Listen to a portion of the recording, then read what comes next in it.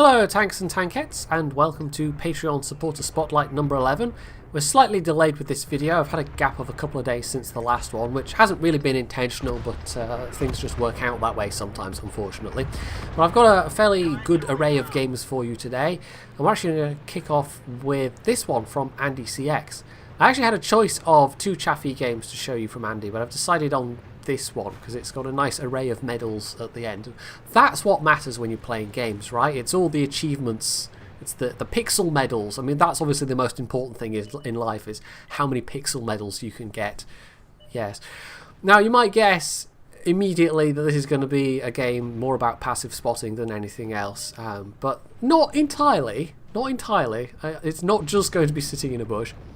And you'll also maybe guess at this stage, just looking at the minimap, what one of those medals is going to be, because that is most of the enemy team spotted at this stage. And a friendly Cromwell has pushed down the southern flank of the map, and maybe one or two things were spotted by him, but most, if not all of the rest, will have been spotted by Andy. So that's a scout medal right there.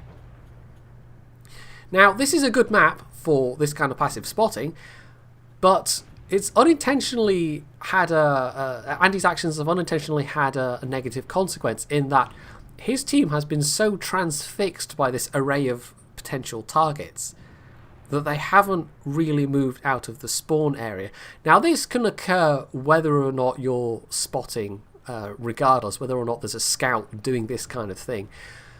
This map is colloquially known as Campinovka for a very good reason, and so if Andy had been in a different tank, if he'd not been in a scout, if he'd not been in this game at all, but the rest of these players had been, this might have happened anyway. It might not be anything to do with Andy spotting all those tanks. The rest of his team might have just decided to barely move anyway. But we'll never know. That's one of those what ifs that's just highly theoretical. I don't want to just say, oh, it's because Andy spotted all these things. It might not be that, but anyway. Anyway, so we're in the situation now where, although this was a pretty good start for Andy, it's not looking that great for the team. I mean, the Cromwell in the south is still alive, but no one's really pushed around behind him, and he's just died, unfortunately. So the enemy team are defending their cap reasonably well, and we know that there is at least one scout along the A line, and we know that the enemy heavies, at least some of the enemy top tiers, are up around on the field. And he's also in a position where he knows there's a Stug relatively close, so he can't really open fire that safely. Although the Stug's view range is not great. It really does depend what equipment the Stug is using. And I think at this point Andy decides, you know, this is looking awfully close. This is not a one-sided fight by any means. The enemy team are not really making any kind of coordinated push into the enemy base. They're just kind of coming in like ones and twos and threes, so that's making this position that the Allied team is in at least somewhat tenable. But you can't just sit passively by, unfortunately, if you're... like, there are occasions when you just have to say, to hell with just spotting and actually use your gun. And the gun on the Chaffee is actually pretty decent. So there we go, there's his first kill. Not that he's going to have a lot of them, but anyway. Unfortunately, that gets him spotted. So that was a hit from the BDR and the Stug, and he's now on very low health. And he did make one mistake here, in that how he was positioned in that bush meant that he had to reverse to make a getaway, and that was by far the slowest way to do it. So that was a bit risky. The Stug, if he'd still just sat there and kept his gun on Andy's tank, could have reloaded fast enough to finish him off entirely. But Andy did get away with it, and we know the Stug's still there, so that's information. It's just that was a rather painful way to find that out. So there's the T-14, who is only now, after his allies have died, finally making a move on the cap. The M6 is still up on the top part of the map as well. And that BDR is still defending the base, and nobody's really... like, that BDR does appear to be alone. Nobody has taken advantage of trying to get around through the south, as that Cromwell tried earlier on. I mean, that was with a couple more tanks in support, that could have been a good push, but as it was, this team has been awfully passive. There have not been many of this team that have moved very far. And in fact, Next to Andy, the next best result will actually be the T-67. So, of the tanks we've got left, most of them are tank destroyers, and there's also a tier 4, which the Time 95, it doesn't have a great gun. It's not terrible, but it's not great, and it doesn't move very fast, and it doesn't have great armor. So the enemy team definitely has an advantage at this point. I mean, the T-34-85 is still alive, but he's been one of the very, very passive ones, and I don't think he ends up doing very much in this battle.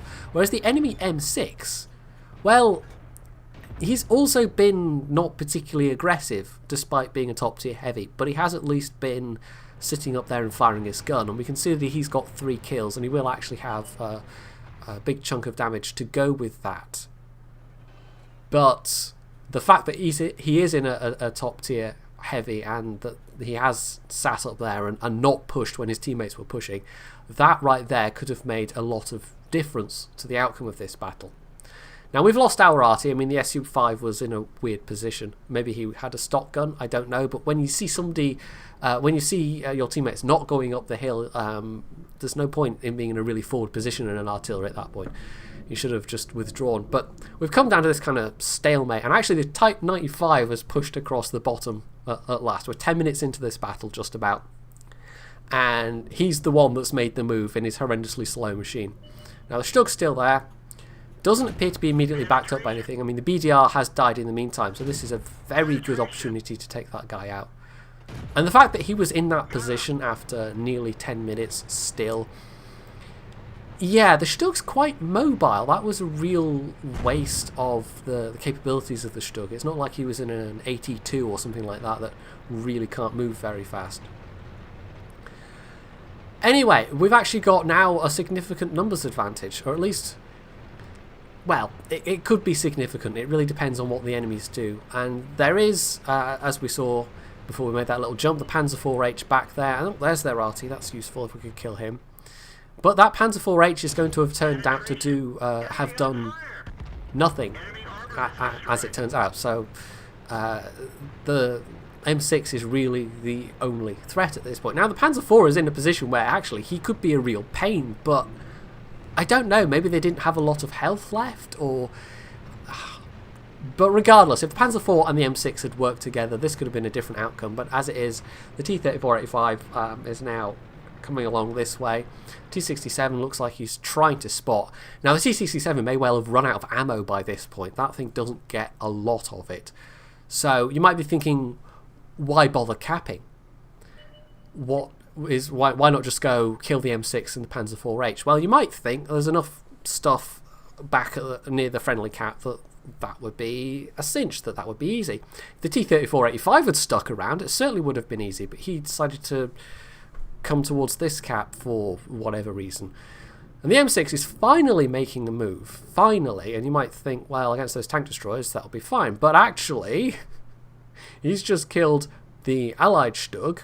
And you can see there the T-67 spotting, but yeah, he must have been out of ammo. And then the M6 kills the Su-85 as well, so as it turns out, capping was exactly the right thing to do.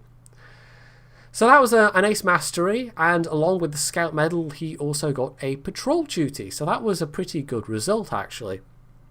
Now, as this was only a tier 6 game, which was very good matchmaking for being a tier 5 scout, the spotting wasn't that much. You know, you see people in their tier 8 scouts with like thousands and thousands of spotting, and it wasn't quite that good, but it was still pretty decent.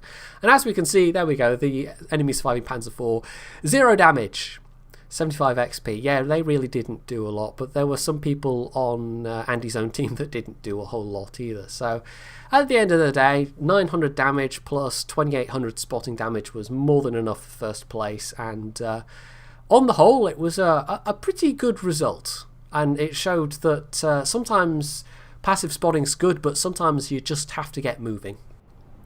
Next up, we're jumping over to warships, and this is Hildebrand for a change, because normally it's Yachty if we're looking at warships games, in the Tier 4 Japanese cruiser, the Kuma. And the Kuma's quite a nice little ship. It's a lightly armoured scout cruiser, basically. The guns aren't quite as good as the Phoenix in terms of the spread and how many of them you can bring to bear at once, but it's actually, you know, in some ways more versatile because it's got good torpedoes to work with. I think they're 7 kilometers, same as the Isakaze. Of course, unlike the Isakaze, you're going to get spotted a lot sooner, but still, having those 7 kilometer torps gives you an extra something to work with in the arsenal. And arsenal's quite an appropriate word when you're talking about torpedoes, I suppose. So this is this map. I can't remember what it's called, but it basically ends up turning into 2 separate fights when you've got the team split up like this. Sometimes the team is split diagonally, as with Hotspot, but in this case it's been a different kind of... they're both teams are sort of... Oh, what am I saying? They're on the same side of the map, basically, is where they've spawned.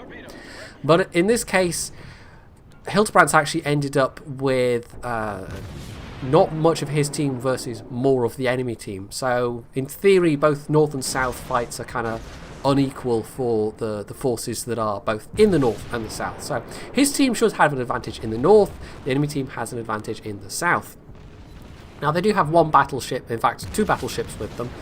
The Bogue's trying to get to the middle because, well, it doesn't have a very high speed, so you've got to really try and guess ahead of time when you're in something like the Bogue as to what direction you want to go in. And although they're outnumbered here, I mean, if they play smart, they can maybe even the odds a bit, but unfortunately, well, they don't have any destroyers, and the enemy team does have a destroyer that's down here. Both the Allied destroyers are up in the north, as are 2 of the enemy destroyers, so that Minikaze's basically got free reign at the moment. So the Miyogi's going forward, and because the Minikaze's there, that's not the best plan in the world, but just the fact that they are outnumbered means that the enemy team can afford to focus them down one at a time without having to... And there we go, they just lost the Miyogi. Without having to take that much damage themselves in return. So this is the point where, yeah, no, you want to think about exit strategies, and the St. Louis isn't, but the St. Louis is a fairly slow ship anyway, so even if the St. Louis was heading north and had been heading north from the beginning, they may not have made it. And I think the New York driver was coming to that same conclusion as well. So Hildebrandt's just keeping his guns going the entire time. And I honestly think, actually, that although firing HE, as he is here at the destroyer, is the right thing to do, he kind of missed a trick by not firing AP at some of the enemy cruisers, because when you're facing same tier cruisers, or even when you're just facing cruisers generally, a lot of the time AP is the right choice. It will get you more damage. Although, having said that, Hildebrandt does actually manage a fairly decent amount of fire damage from this battle, and that's because I think he actually fires HE throughout the entire battle. I'm not sure he fires a single AP shell in this one. So he's trying to take down this enemy Tenryu, who is, well, 1 tier lower, but still potentially a threat. I mean, the Tenryu is also quite a nice ship at tier 3. Completely different from the St. Louis, of course, but that is a style of ship that you know what the St. Louis is by this stage. The low-tier German cruisers are actually very similar in a lot of ways. I am going to do another video on the cruisers and the destroyers, because they changed them. And it was a good thing they changed them. They needed looking at. But they didn't really give us the numbers in advance. So I've got some of them at least. I know the German cruisers have had some AP buffs. I know the Soviet destroyers have had their ability to fire invisibly nerfed, especially at the top end. But with the appropriate captain skills, you can still have a pretty decent margin. But yeah, anyway, that's for another video. So Hildebrandt's nearly made it to safety. I mean, the New York is trying to as well. And the enemy team, well, they haven't really pushed that aggressively, considering the numbers advantage they have had. And they haven't been entirely unmolested here. They did lose that Tenryu, but that was only a tier 3. And this is, I think, in theory, a tier 5 game. Meanwhile, up in the north, well, the enemy team have been reduced to a Minikaze and a New York, but that New York is going to last a very long time. And I don't know if it's just the New York driver was playing really well, or if the team in the north was playing particularly badly, and you really can't tell sometimes. Like, the functional result is the same, but the reasons for that result can be quite different. So firing HE at battleships now, which is absolutely the right thing to do. And that's one of the reasons why the German cruisers... Oh, I said I wasn't going to talk about it. That's one of the reasons why the German cruisers did struggle, because the HE was by far the worst tier for tier. I don't know if the HE has been touched, actually, but if the AP is better, it will sort of make up for it. But in the case of the mid-tier Germans, actually, the plunging deck hits with AP, you can still do a reasonable amount of damage. But for this kind of encounter, when you're trying to set somebody on fire to sap their strength away, yeah, you can't really do it. Now, Hildebrand has actually, he's putting himself back in harm's way, essentially, here. And I'm not quite sure what his thought was here. The enemy team are slowly pushing. I mean, this New York is actually not looking too bad. It might have been that he thought he would give some cover to the New York, but the New York's nearly at safety, so I'm not quite sure what Hildebrand's intentions were here. And we can see that Minikaze is still running around and has managed to miss his torp drop on the New York, or the New York's evaded his torp drop or whatever. But yeah, Hildebrand's now, well, he could in theory make a sharp turn north here and go in through that gap that their Bogue is in, but that's not what he's doing. He's actually kind of looks like he's heading south, but trying to open up some range on these guys as well. And maybe he figured that they'd all be focused on the New York and the Bogue, and that would give him some free reign. And if he can take out that Minikaze, that will be incredibly useful.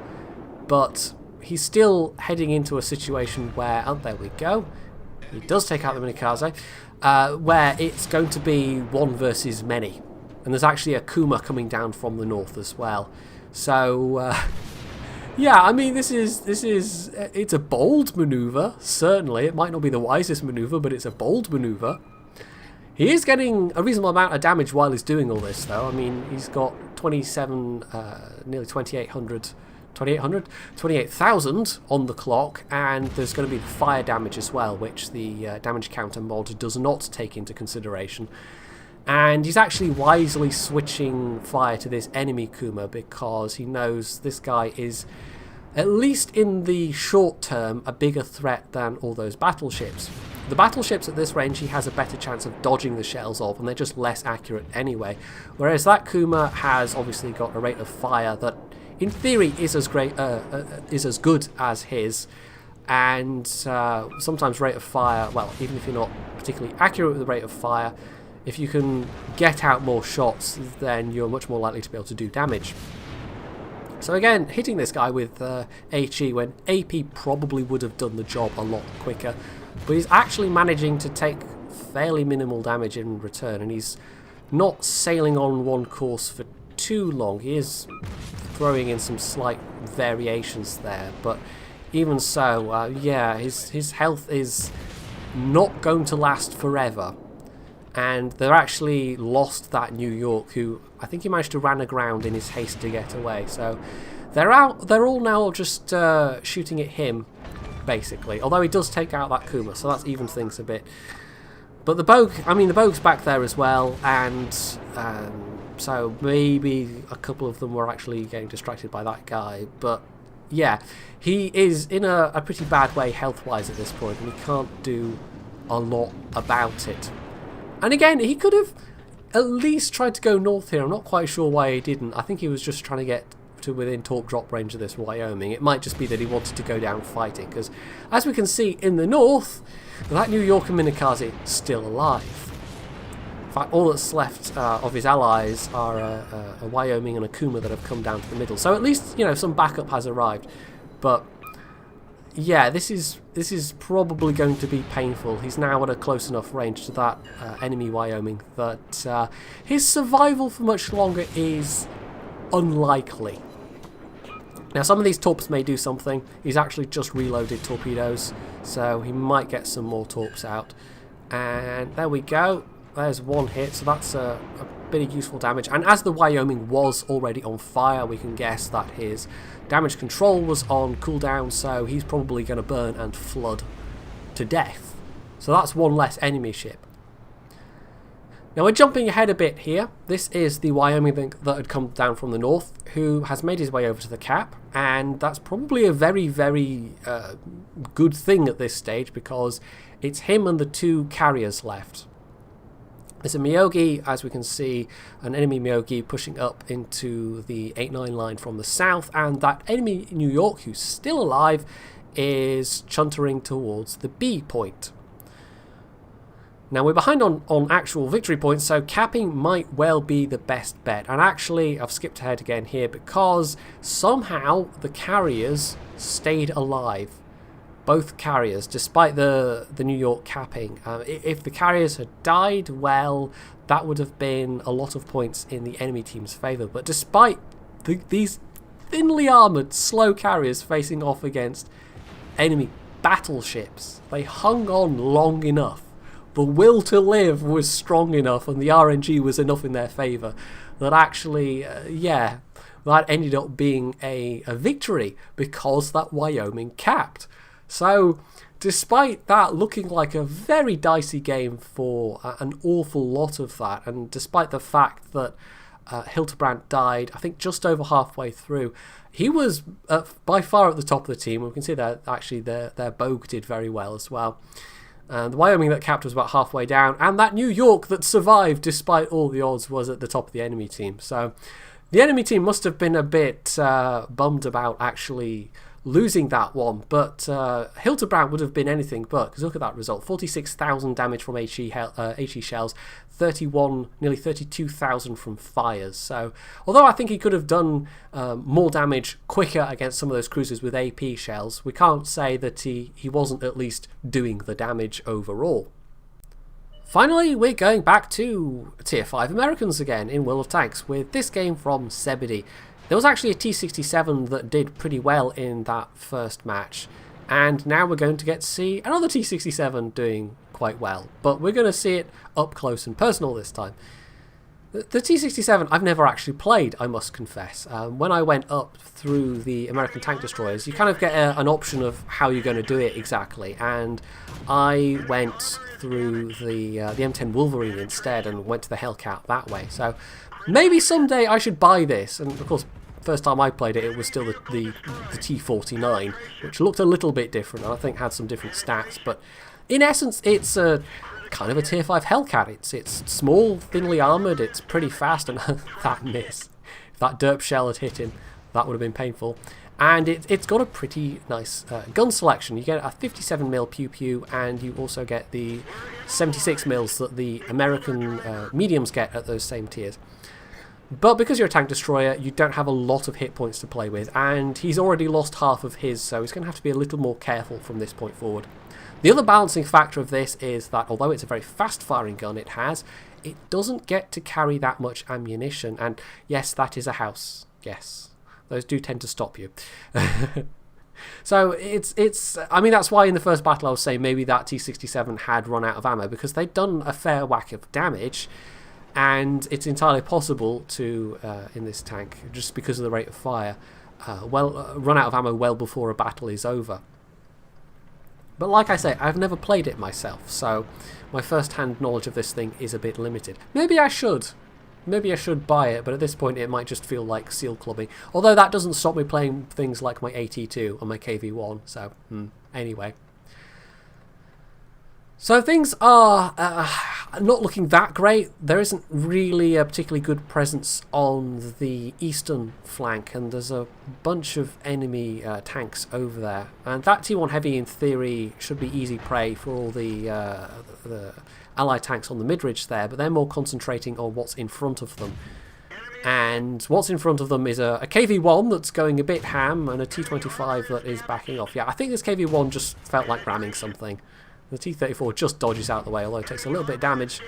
But the KV-1 is now possibly realising the error of his ways. Yes, that was not particularly a good move. Now, the mediums that are there are, well, the T-25, if he goes down, that'll be a nasty gun out of the way. The T-34 is being fairly cautious and just popping over the ridge to actually spot. And of the remaining tanks, well, I think Zebedee's just kind of hanging loose and trying to be a support gun, because one of the advantages of this, like the Hellcat, is the fact that you can relocate really quickly. You can support fairly wide areas of a map relatively easy, just because you can move around so fast. They are, at this point, fairly down on numbers, though, and the fact that he's lost half his health might come back to bite him in the ass. This is one of those machines where it doesn't pay to get up close and personal with people too early, and he is basically letting his allies spot and trying to support them with his gun, and has done so fairly well so far. He's already racked up just over 1400 damage, but if it came down to having to face an enemy one-on-one, at that point you're just spending hit points. And, oh, there we go, that's a pretty nice hit, considering it wasn't a particularly easy target. And another very nice hit. RNGesus was definitely favouring him there. Trying to make those kind of ridgeline shots against enemies where you can only see their turret, it's not particularly an easy thing to do. It probably helps a bit that he's running this with Cola. So if he catches on fire, if he takes any further module damage or crew damage, you know, that could be slightly problematic. But with his camo net and with the Cola helping, I mean, Cola boosts your crew's camo skills, and I'm presuming he has crew camo skills on this, just the same as having, say, ventilation or whatever would. So that's why he's able to shoot things and remain as stealthy as he has been. Although in this case he's firing through multiple layers of cover at that derp Panzer IV, so that was why he didn't get spotted there. But these guys coming round from the eastern flank, well, they're getting a little bit close now, so he's got to start paying attention, and that's a very nice shot.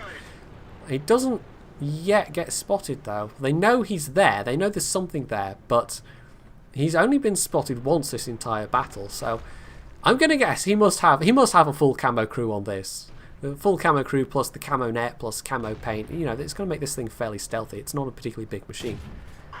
So they're down to the last couple of friendlies now. It's him, a T-25 and a Stug 3. They're in a very, very defensive position, but these enemies have taken enough damage in the meantime that, oh, just dodges that shell. Doesn't dodge that one though. Luckily it's not a derp AT2, that could be very painful.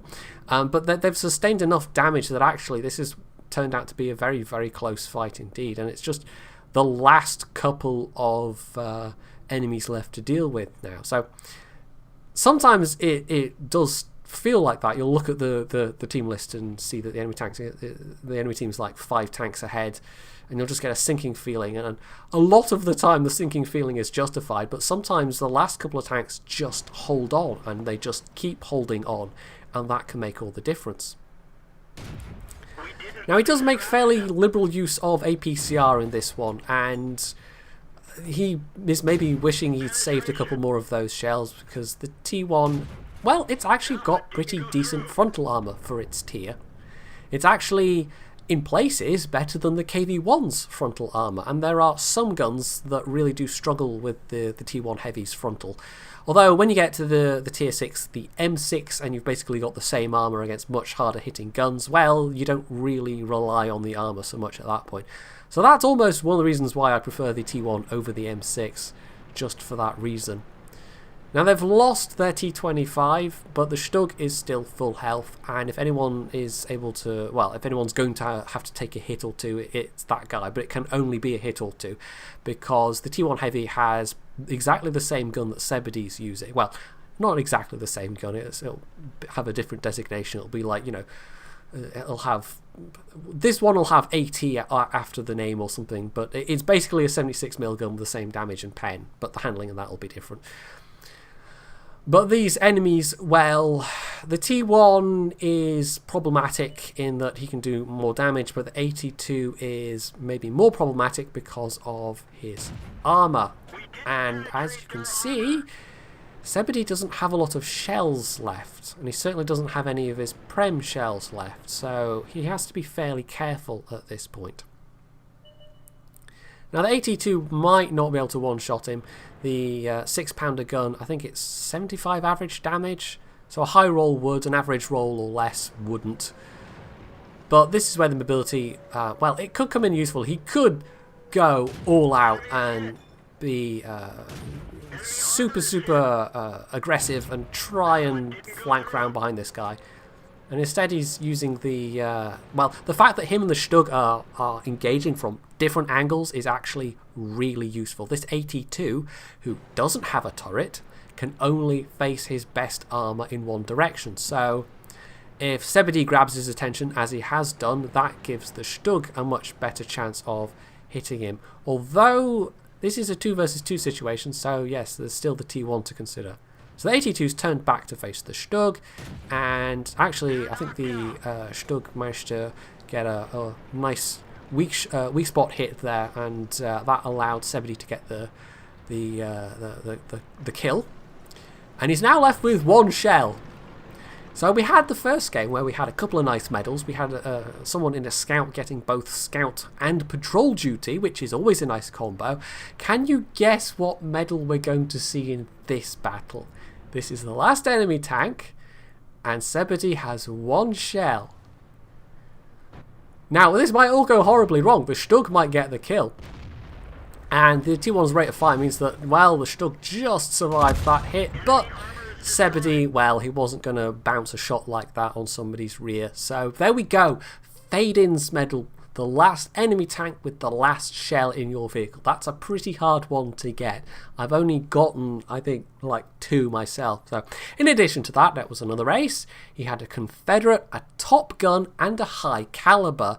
So yeah, the T-67, it's still pretty good. And they actually won despite 5 people on their team doing nothing and a Churchill 1 with the stock gun having 1 damaging shot. So yeah, that is, he absolutely needed all the good qualities of the T-67 to influence that result sufficiently.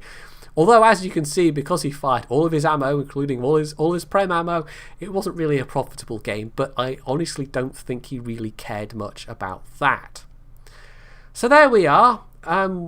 As ever, if you want to check out my Patreon page, you can do so with the links below. I'm not being super aggressive and pushing it in everyone's faces, because honestly I hate it when people do that as well, but it's there if you want to check it out. And even if you are not interested in supporting me, you can still go and look at the wallpapers that I go and post up sometimes. So yeah, if you were wondering where all my pictures went from Facebook, I stopped posting them there and went and put them on Patreon instead. So if you've enjoyed this video, you can hit the like button, you can leave any comments below, you can subscribe to my channel, and as always, stay tuned for more.